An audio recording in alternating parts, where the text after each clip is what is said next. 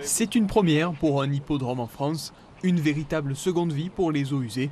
Au lieu d'être déversées en mer, elles seront traitées ici, dans cette station de pompage, spécialement rénovée pour l'occasion. Donc dans le futur, on va créer un bassin de récupération des eaux usées de traitement.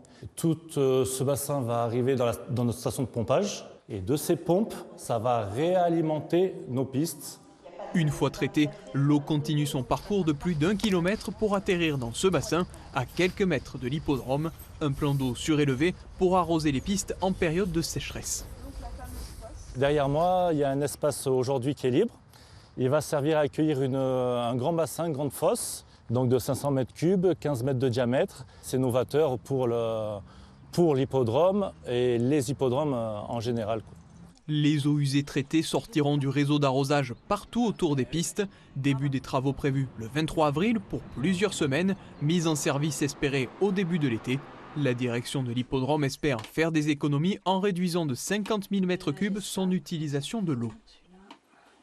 Nous avons des arrêtés sécheresse récurrents et nous, on a besoin véritablement d'utiliser de l'eau pour l'hippodrome. Ce n'est pas quelque chose de décoratif, c'est vraiment pour entretenir nos surfaces sportives, pour accueillir des courses de chevaux et les accueillir dans les meilleures conditions. Pour le bien-être animal, il faut que le terrain ait une certaine souplesse et donc de ce fait, nous avons besoin de l'eau pour soit faire pousser l'herbe correctement, soit pour éviter la projection de poussière pour les pistes en sable.